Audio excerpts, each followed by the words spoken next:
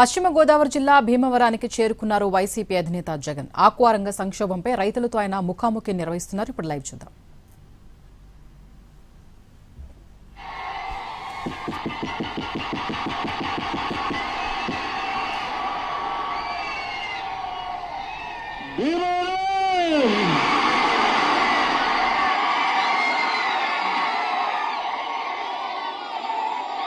ఈరోజు భీమవరంలో అడుగు పెడితే మీరు చూపిస్తా ఉన్న ఈ ఆదరణ అభిమానానికి నిజంగా నోట్లో నుంచి మాట కూడా రానంతగా ఈ ఆదరణ అభిమానానికి నిజంగా నోట్లో నుంచి మాట కూడా రానంతగా భావోద్వేగమే. ఇసుక వేసినా కూడా రాలనంతగా, కంటి చూపు మేరలో ఎక్కడా కూడా ఖాళీ స్థలం కనిపించనంతగా ఈ అభిమాన తరంగాల మధ్య మీరు చూపిస్తున్న ఈ ప్రేమ, ఈ అభిమానానికి ప్రతి అక్కకు, ప్రతి చెల్లెమ్మకు, ప్రతి అవ్వకు, ప్రతి తాతకు, ప్రతి సోదరుడికి, ప్రతి స్నేహితుడికి ముందుగా రెండు చేతులు జోడించి పేరు పేరున హృదయపూర్వకంగా కృతజ్ఞతలు తెలుపుకుంటా ఉన్నాను.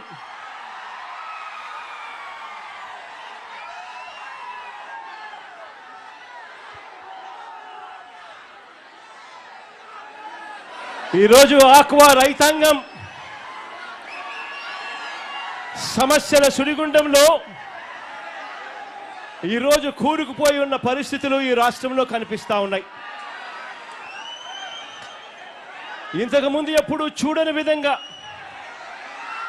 ఎప్పుడూ కూడా రాష్ట్రంలో జరగని విధంగా ఈరోజు ఆక్వా రంగము మొత్తం మీద రైతాంగం అంతా కూడా ఈరోజు వేసిన ఏ పంటకు కూడా గిట్టుబాటు ధరలు రాని పరిస్థితిలో రైతాంగం ఉంటే, ఆక్వా రంగంలో కూడా అంతకన్నా దయనీయమైన పరిస్థితులు కనిపిస్తా ఉన్నాయి.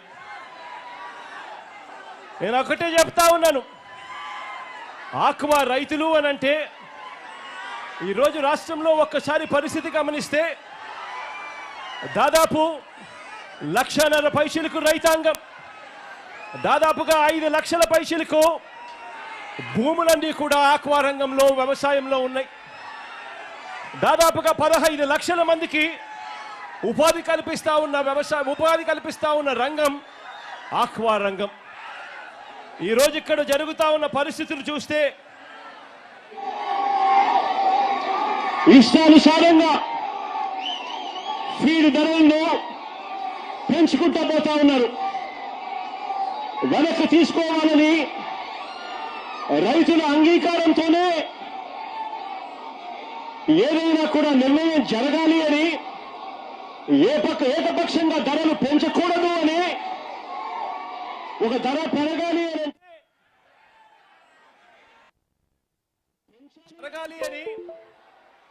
అది అక్టోబర్, నవంబర్ మాసాల్లో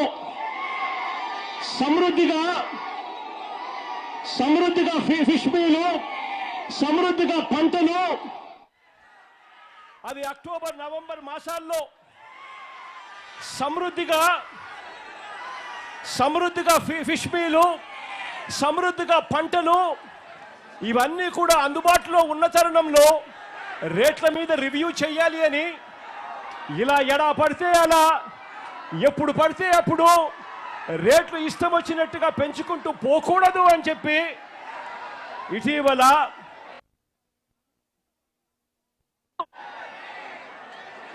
ఆక్వా రైతాంగం అంతా కూడా తమ గోడును వెలుబుచ్చుకున్నారు.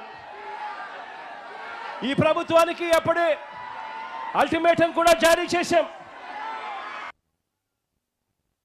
మీ అందరికీ కూడా తెలిసిన విషయమే, చంద్రబాబు నాయుడు గారి చర్మము కొంచెం మందము అని చెప్పి.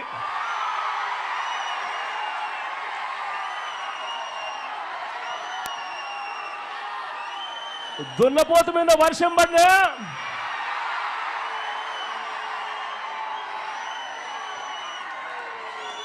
ఏ మాదిరిగా చెల్లించదో చంద్రబాబు నాయుడు గారి ప్రభుత్వం కూడా అదే మాదిరిగా తయారైంది అని కూడా చెప్పడానికి బాధపడతా ఉన్నాను.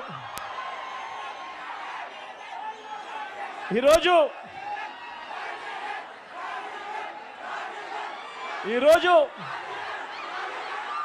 మన కర్మ ఏమిటి అని చెప్పి ఒక్కసారి గమనించినట్లయితే ఆశ్చర్యంగా ఆక్వా రైతులకు సప్లై చేసే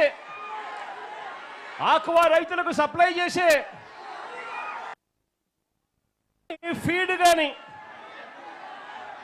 చివరికి పంట కొనుగోలు కానీ, చివరికి ప్రాసెసింగ్ కానీ, ఈ ప్లాంట్లన్నీ కూడా చంద్రబాబు నాయుడు గారి సానుభూతి పరులకే ఇవన్నీ కూడా ఉండడం ఈ రాష్ట్రంలో రైతాంగం చేసుకున్న కర్మ. అంటే ఇవాళ పరిస్థితి రాష్ట్రంలో ఎలా ఉంది అని అంటే, వాళ్ళు ఎలా కావాలి అని అంటే అలా నడుపుతా ఉన్నారు.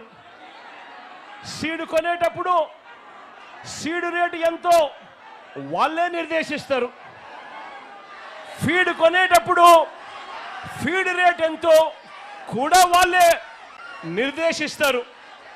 చివరికి ఆక్వా రైతన్న లక్షల రూపాయలు ఖర్చు చేసి సాగు చేస్తే తీరా రొయ్యలు, ఆ చేపలు పంట పండి చేతికొచ్చేసరికి మొత్తం సిండికేట్గా ఏర్పడతా ఉన్నారు. రేట్లు మాత్రం డమాల్ అని చెప్పి పడేస్తా ఉన్నారు. ఈ రాష్ట్రంలో చంద్రబాబు నాయుడు గారి సానుభూతి పరుల సిండికేట్ ఈరోజు ఈ రాష్ట్రాన్ని నడిపిస్తూ ఉంది. ఇలా రైతుల బతుకుల్ని ఈ సిండికేట్ చేతుల్లోనే నలిగిపోతా ఉన్న పరిస్థితులు ఈ రాష్ట్రంలో మనందరికీ కూడా కనిపిస్తూ ఉన్నాయి, మన కళ్ళ ఎదుటే. చంద్రబాబు గారు ఈ సీట్లోకి వచ్చారంటే చాలు, ఈ సిండికేట్కు పండగే పండుగ.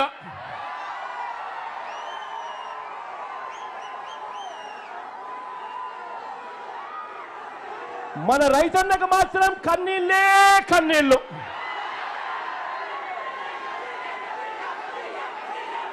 ఇలాంటి పరిస్థితి ఈ రాష్ట్రంలో ఉంది. మొట్టమొదటిసారిగా ఇలాంటి పరిస్థితులు మార్చాలి అని చెప్పి తాపత్రయపడిన ప్రభుత్వం ఎప్పుడైనా వచ్చి వైఎస్ఆర్సీపీ ప్రభుత్వం అని చెప్పి కూడా గర్వంగా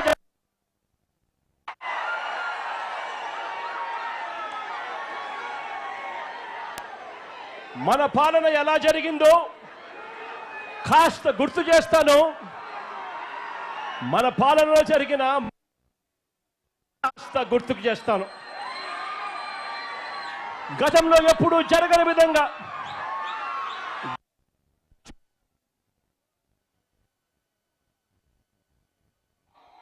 2020 ఆగస్టులో మన ప్రభుత్వం ఏకంగా చట్టమే తీసుకొచ్చింది.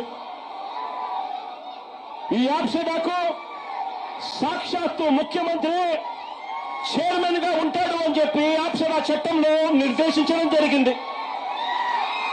ఆక్వా రంగంలో ఒక రెగ్యులేటరీ బాడీని తీసుకొని వస్తే ఆ రెగ్యులేటరీ బాడీకి యాప్సెడా అని పేరు పెట్టి ఆ రెగ్యులేటరీ బాడీకి సీఎంఏ చైర్మన్ గా ఉంటూ సీడ్ రేట్లు, ఫీడ్ రేట్లు, మందుల రేట్లు, ప్రాసెసింగ్, కొనుగోలు ధరలు, మార్కెటింగ్, వీటిలో ఎక్కడ ఏ సమస్య వచ్చినా కూడా రైతాంగానికి వేరుగా తోడుగా ఉండేది ముఖ్యమంత్రి ఉంటాడు అని చెప్పి యాప్సెడా చట్టం ద్వారా ఒక చట్టాన్ని తీసుకొని వచ్చి రైతన్నలకు తోడుగా నిలబడ్డాం. కానీ ఈరోజు ఏం జరుగుతా ఉంది? ఈరోజు అదే యాప్సెడా చట్టాన్ని ఈరోజు చంద్రబాబు నాయుడు గారు ఉద్దేశపూర్వకంగా నిర్వీర్యం చేస్తా ఉన్న పరిస్థితులు ఈరోజు రాష్ట్రంలో మన కళ్ళ ఎదుటే కనిపిస్తా ఉన్నాయి. ఈ కంపెనీలన్నీ కూడా ఇష్టానుసారంగా ఫీడ్ ధరలు పెంచుకుంటూ పోతా ఉన్నారు. ఇదే చంద్రబాబు నాయుడు గారు ఎందుకు వీరిని నివారించలేకపోతా ఉన్నారు అని చంద్రబాబు నాయుడు గారిని గట్టిగా నిలదీస్తూ అడుగుతా ఉన్నారు.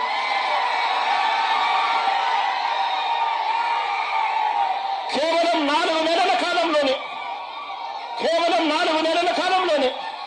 ఎందుకంటే మొన్న ఫిబ్రవరిలో ఒకసారి రేటు పెంచారు, ఆ తర్వాత మరోసారి మళ్ళీ జూన్ వచ్చేసరికి 4 నెలలు తిరక్క మునిపే మళ్ళీ ఒకసారి రేటు పెంచారు. ఏకంగా కేజీకి 14 రూపాయల నుంచి 16 రూపాయలు ఫీడ్ రేట్లు ఎడా పెంచుకుంటూ పోయారు.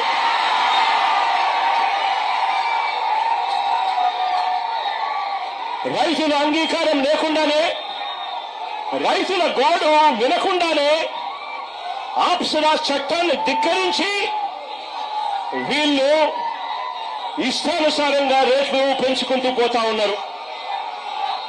ఆశ్చర్యం ఏమిటి అంటే, ఒకవైపున రేటు చూస్తే 4 నెలలు తిరక్క మునిపే ఏకంగా కేజీకి 14 రూపాయల నుంచి 16 రూపాయలు ఆక్వా రేట్లు ఫీడ్ రేట్లు పెంచారు.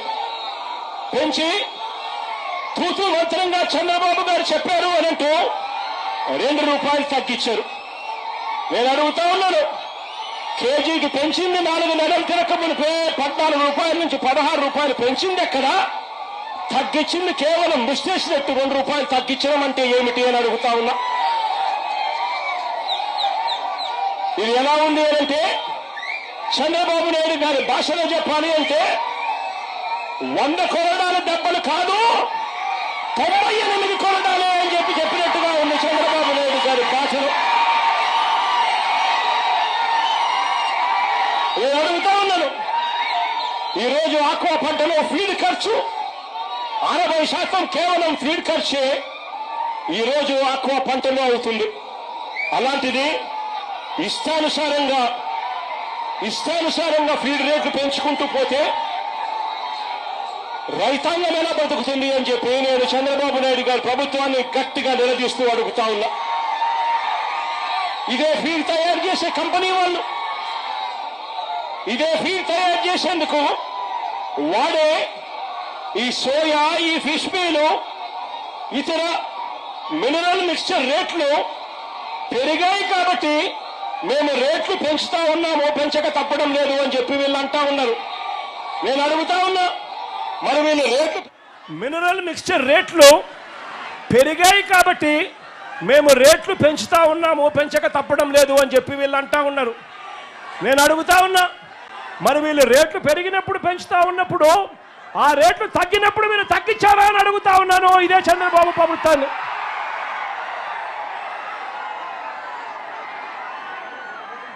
రేట్లు పెంచడానికి ఒక హేతుబద్ధత అనేది,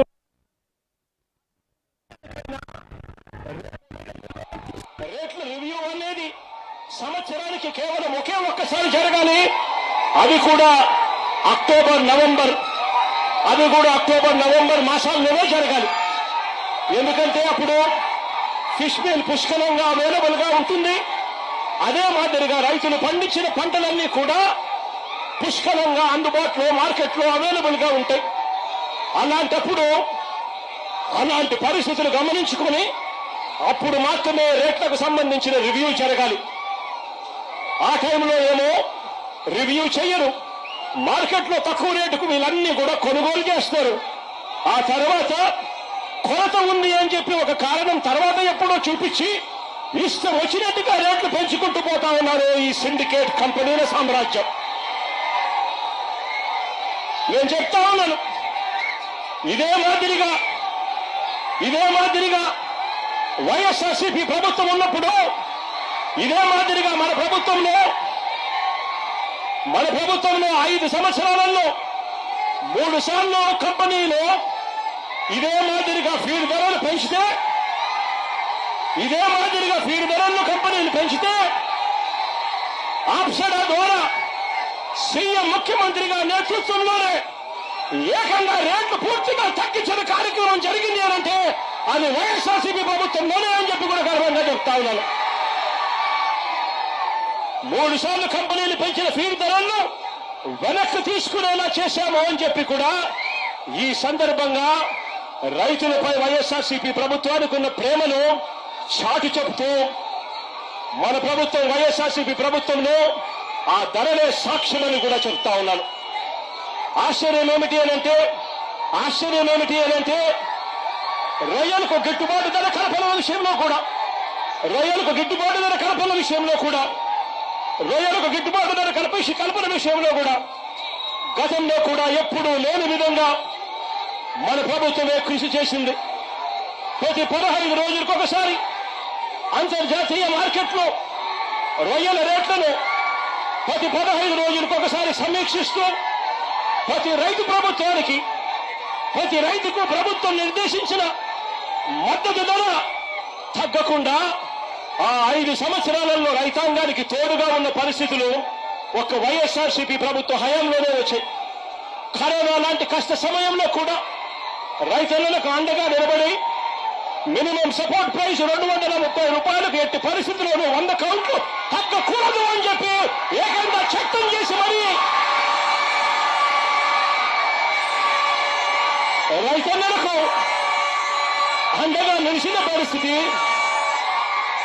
ఒక్క మన ప్రభుత్వంలోనే జరిగిందని కూడా నేను చెప్తా ఉన్నా.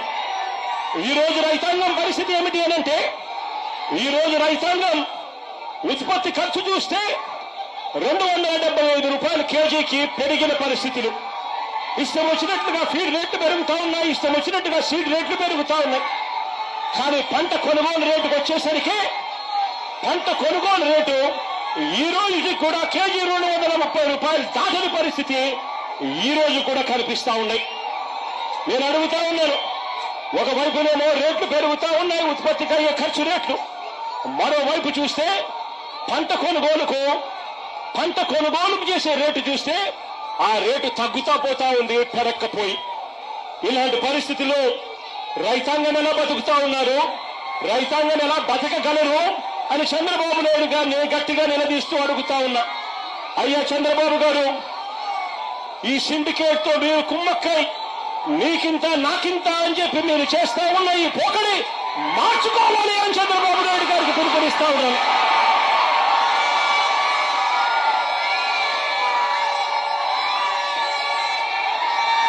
ఆక్వా రంగంలో ఉన్న రైతాంగం సంక్షోభం అన్నది ఎప్పుడూ కూడా ఎదుర్కోకుండా ఆ రైతాంగానికి అండగా నిలబడిన అడుగులు ఎప్పుడు పడ్డాయి అంటే వైఎస్ఆర్సీపీ ప్రభుత్వ హయాంలోనే. అంతవరకు ఎప్పుడు చూడని విధంగా, గతంలో ఎప్పుడు జరగని విధంగా ₹1.5కే కరెంట్ ఇచ్చిన ప్రభుత్వం ఏదైనా ఉంది అంటే అది వైఎస్ఆర్సీపీ ప్రభుత్వమే అని చెప్పి కూడా గర్వంగా నేను చెప్పగలుగుతా. ఏకంగా వైఎస్ఆర్సీపీ ప్రభుత్వ హయాంలో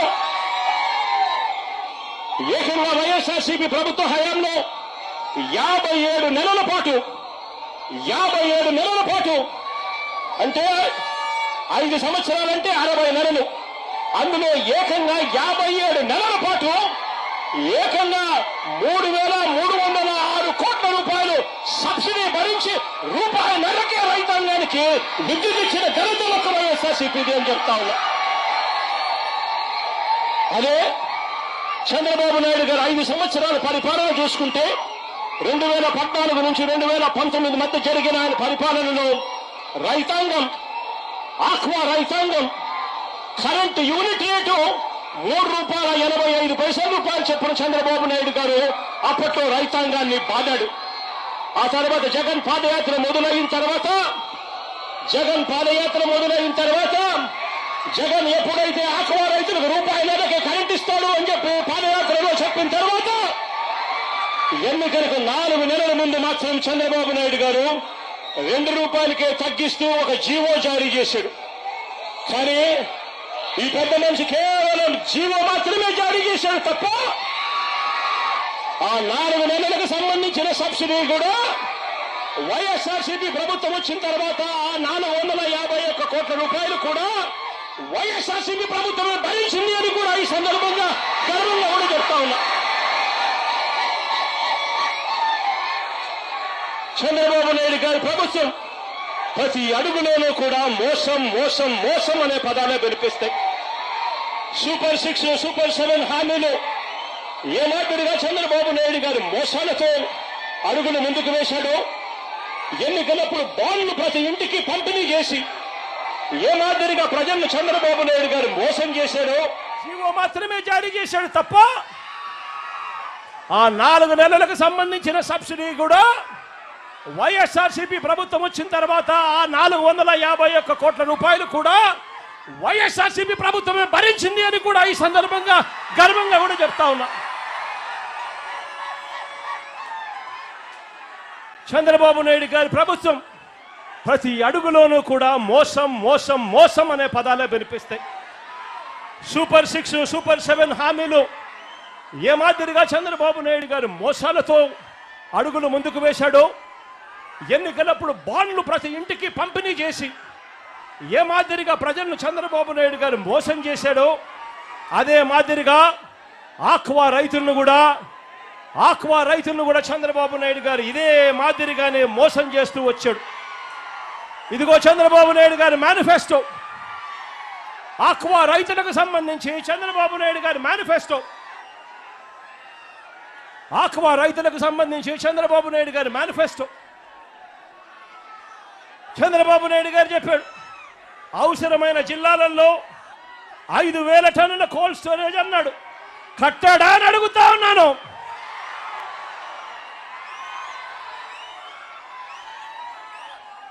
జోన్తో సంబంధం లేకుండా జోన్ వెలుపల ఉన్న చెరువులకు కరెంట్ సబ్సిడీ ఇస్తానని హామీ ఇచ్చాడు. మరి ఇచ్చాడా అని అడుగుతా ఉన్నాను చంద్రబాబు నాయుడు గారు.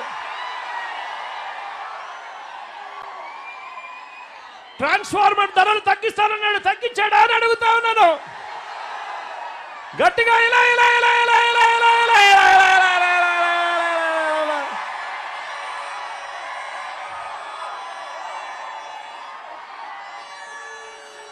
ఏరియేటర్లకు సబ్సిడీ ఇస్తానన్నాడు, ఇచ్చాడా అని అడుగుతా ఉన్నాను.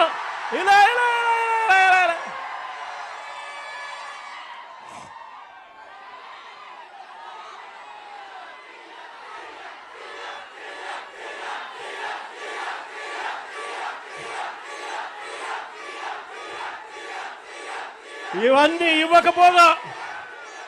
ఇవన్నీ ఇవ్వకపోగా మనం అమలు చేసిన ₹1.5కే కరెంట్ ఇచ్చే విధానాన్ని, సబ్సిడీ కార్యక్రమాన్ని చంద్రబాబు నాయుడు గారు కత్తిరించే కార్యక్రమాన్ని మొదలుపెట్టాడు. కొత్తగా ఇప్పుడే జీవో ఇచ్చాడు. ఈ మధ్య కాలంలోనే GO number RT169, GO number RT169, GO number RT169 ఇచ్చాడు. దీని ప్రకారం పవర్ ఫ్యాక్టర్ 0.90 నుంచి 0.95 నుంచి 0.95 మధ్య రైతులు మెయింటైన్ చేయాలని చెప్పి చంద్రబాబు నాయుడు గారు రూల్ పెట్టాడు. నేను అడుగుతా ఉన్నా, ఆక్వా రైతులు సాధారణంగా వాడే ఈ మోటార్లలో పవర్ ఫ్యాక్టరు 0.78 మాత్రమే ఉంటుంది.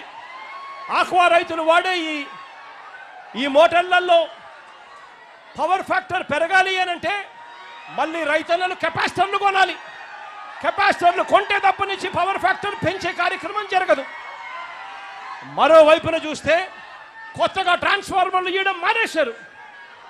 కొత్తగా ట్రాన్స్ఫార్మర్లు ఇచ్చే కార్యక్రమానికి మానేసి చంద్రబాబు నాయుడు గారు ఇంకా దారుణంగా ఏం చేస్తా ఉన్నాడు అనంటే, కొత్తగా కెపాసిటర్ల సంగతి దేవుడెరుగు, కొత్తగా కనెక్షన్లు ఇచ్చే వాటికి ఏకంగా పెండింగ్లో ఉన్నవెంతో తెలుసా?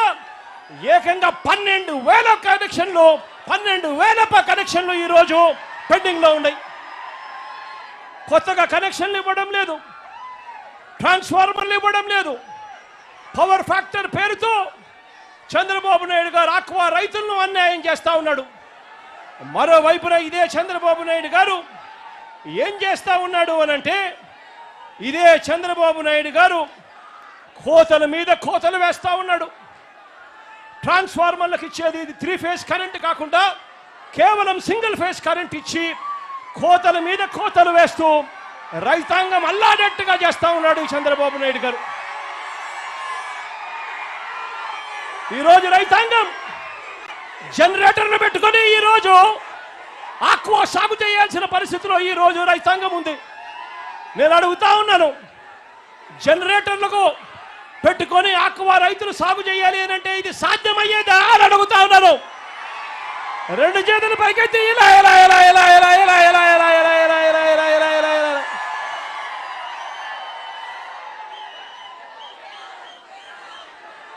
అదే మన హయాంలో రైతన్నలకు తోడుగా ఉండేట్టుగా సీడు ఫీడు నీటి నాణ్యత వ్యాధి నిర్ధారణ వీటి అన్నింటి కోసం అని చెప్పి ఏకంగా 35 ఆక్వా ప్రాంతాలలో ఇంటిగ్రేటెడ్ ల్యాబులు మనం తీసుకొచ్చి పెట్టాం. అంతేకాకుండా ఏకంగా 782 ఆక్వా 782 ఆర్బీకేల పరిధిలో ఏకంగా ఫిషరీస్ అసిస్టెంట్లను అంటే ఫిషరీస్ డిగ్రీ పట్టభద్రులను తీసుకొని వచ్చి ఈ 782 ఆర్బీకేలలో వీళ్ళను నియామకం చేశాం. వీళ్ళ చేత ఆ ఆర్బీకేల చేత ఈ పట్టభద్రుల చేత ఈ ఆక్వా ల్యాబుల చేత ప్రతి రైతాంగాన్ని చేయి పట్టుకొని నడిపించే కార్యక్రమం చేశాం. మన హయాంలో ఏకంగా 120 రోజుల పాటు 150 రోజుల పాటు ఉండే సీడు ఈరోజు కేవలం 90 రోజులకు మించి బ్రతకని పరిస్థితిలోకి ఈరోజు ఆక్వా రంగంలో రైతన్న అల్లాడిపోతా ఉన్నాడు. ఈరోజు జబ్బులు పెరిగిపోయాయి. క్వాలిటీ మానిటరింగ్ అనేది పూర్తిగా పక్కకు తప్పుకున్న పరిస్థితి కనిపిస్తూ ఉంది. చంద్రబాబు నాయుడు గారి పుణ్యాన నర్సాపురంలో నర్సాపురంలో ఫిషరీస్ యూనివర్సిటీని మనం స్టార్ట్ చేస్తే అందులో క్లాసులు కూడా మొదలు పెడితే డబ్బులు కూడా శాంక్షన్ చేస్తే చంద్రబాబు నాయుడు గారు దాన్ని ఆపేసిన పరిస్థితి ఈరోజు కనిపిస్తూ ఉన్నాం. ఇదే ప్రాంతంలోనే మెడికల్ కాలేజ్ కూడా పనులన్నీ కూడా ఆగిపోయిన పరిస్థితులే ఈరోజు మెడికల్ కాలేజీల్లో కూడా కనిపిస్తూ ఉన్నాయి. ఒక్కసారి ఆలోచన చేయమని అడుగుతా ఉన్నా. మనసున్న పాలకుడు ఉంటే, రైతాంగం పట్ల నిజమైన ప్రేమ చూపించే పాలకుడు ఉంటే, మన హయాంలో వైఎస్ఆర్సీపీ ప్రభుత్వ హయాంలో చేపలు రొయ్యల ప్రొడక్షన్, చేపలు రొయ్యల ఉత్పత్తులు చంద్రబాబు నాయుడు గారి హయాంలో 39 లక్షల టన్నులు ఉంటే వైఎస్ఆర్సీపీ ప్రభుత్వ హయాంలో అవి ఏకంగా 51 లక్షల టన్నులకు పెరిగాయని చెప్పి కూడా గర్వంగా కూడా చెప్పగలుగుతారు. మనం తీసుకొచ్చిన ఈ విప్లవాత్మక మార్పుల వల్ల రైతాంగాన్ని చేయి పట్టుకొని నడిపించినందువలన 2018-19లో చంద్రబాబు నాయుడు గారి హయాంలో రాష్ట్రం నుంచి ఎగుమతుల విలువ 13,855 కోట్ల రూపాయలు అయితే 2023 అంటే వైఎస్ఆర్సీపీ ప్రభుత్వ హయాంలో ఆక్వా ఎగుమతుల విలువ ఏకంగా 20,000 కోట్ల రూపాయలను కూడా గర్వంగా చెప్పగలుగుతాను. అంతేకాదు చంద్రబాబు నాయుడు గారి హయాంలో 86% ఉన్న యాంటీబయోటిక్స్ అవశేషాలు అంటే యాంటీబయోటిక్స్ అవశేషాలు చంద్రబాబు నాయుడు గారి హయాంలో 86% ఉంటే అదే వైఎస్ఆర్సీపీ ప్రభుత్వ హయాంలో దాన్ని ఏకంగా 20%లోపే తగ్గించామని చెప్పి కూడా గర్వంగా చెప్తా ఉన్నా. ఇలా తగ్గించగలిగాం కాబట్టే ఎక్స్పోర్ట్స్ పెరిగాయి, తగ్గించగలిగాం కాబట్టే రైతాంగాన్ని చేయి పట్టుకొని నడిపించగలిగాం కాబట్టే ఉత్పత్తి పెరిగింది. 2021-22 వైఎస్ఆర్సీపీ ప్రభుత్వ హయాంలో 2023-24 వైఎస్ఆర్సీపీ ప్రభుత్వ హయాంలో వరుసగా బెస్ట్ మెరైన్ స్టేట్ అవార్డులు సెంట్రల్ గవర్నమెంట్ చేత వైఎస్ఆర్సీపీ ప్రభుత్వ హయాంలో రాష్ట్రం పొందింది అని కూడా గర్వంగా కూడా నేను చెప్పగలుగుతారు. ఇవన్నీ మనసున్న ప్రభుత్వం మనసు పెట్టి చేస్తే రైతులను ఎలా ఆదుకోగలుగుతుంది, రైతులకు ఎలా తోడుగా నిలబడగలుగుతుంది అని చెప్పడానికి ఈ రెండు ప్రభుత్వాల మధ్య తేడా కనిపించేట్టుగా మీ అందరికీ కూడా సవివరంగా వివరించడం జరిగింది. ఇవాళ ఈ సందర్భంగా మీ అందరికీ కూడా నేను ఒకటే హామీ ఇస్తా ఉన్నాను.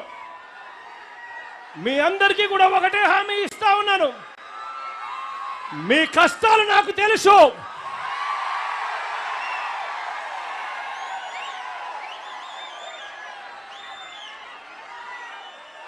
నేను ఉన్నాను అని మాత్రం మీ అందరికీ చెప్తా ఉన్నాను.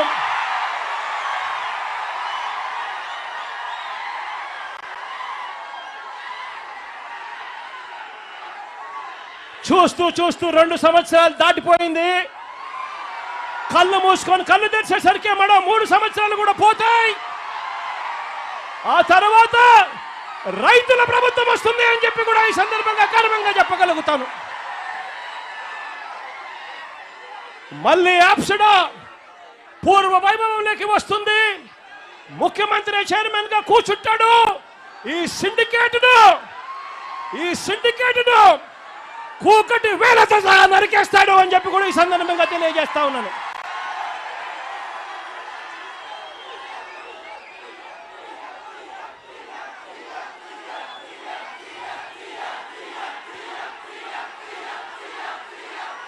అంతవరకు ఈ ప్రభుత్వం మీద ఒత్తిడి తీసుకొచ్చే కార్యక్రమాలు ముమ్మరంగా సాగుతాయి. వైఎస్ఆర్సీపీ ప్రభుత్వం ఆక్వా రైతులకు, రైతాంగానికి, అన్ని పంటలు కోల్పోయి ఉన్న ఈ రాష్ట్రంలో రైతాంగానికి ప్రతి పంట వేసిన ప్రతి రైతాంగానికి చెయ్యి పట్టుకొని నడిపిస్తూ ఆ రైతాంగానికి తోడుగా ఉంటూ ఆ రైతన్నల కోసం ఉద్యమ బాట పడుతుంది అని చెప్పి కూడా ఈ సందర్భంగా ఖచ్చితంగా చెప్తా ఉన్నాను. నా పక్కనే పొగాకు రైతులు కనిపిస్తా ఉన్నారు, పొగాకు చూపిస్తా ఉన్నారు. పరిస్థితి ఒక్కసారి చూస్తే వరుసగా 2 ఏళ్ళు పొగాకు పంటకు గిట్టుబాటు ధర రైతులకు రాక రైతెక్కుతా ఉన్నారు. రోడ్ల మీద రైతులు కనిపిస్తా ఉన్నారు. కానీ ఈ ప్రభుత్వం పట్టించుకునే పరిస్థితి కనిపించదు. ఇలా ఒక్క పొగాకు రైతే కాదు, ఏ పంట చూసుకున్నా కూడా రైతన్నలకు గిట్టుబాటు ధర రాని పరిస్థితే కనిపిస్తుంది. ఆర్బీకేలు నిర్వీర్యమైపోయిన పరిస్థితులు కనిపిస్తాయి. ఉచిత పంటల బీమా లేకుండా పోయిన పరిస్థితులు కనిపిస్తాయి. సమయానికే ఇచ్చే ఇన్పుట్ సబ్సిడీ కనపడకుండా పోయిన పరిస్థితులే కనిపిస్తాయి. రైతు భరోసా అన్నది ఒక మోసంగా మిగిలిపోయిన పరిస్థితులే కనిపిస్తాయి. ఈరోజు ఇటువంటి బాధాకరమైన పరిస్థితిలో ఉన్న ప్రతి రైతన్నకు వైఎస్ఆర్ కాంగ్రెస్ పార్టీకి చెందిన ప్రతి కార్యకర్త తోడుగా ఉంటాడు అని చెప్పి ఈ సందర్భంగా మరొక్కసారి భరోసా ఇస్తూ మీ అందరి ప్రేమానురాగాలకు, ఆప్యాయతలకు 2 చేతులు జోడించి పేరున హృదయపూర్వకంగా కృతజ్ఞతలు తెలుపుకుంటూ సెలవు తీసుకుంటాను.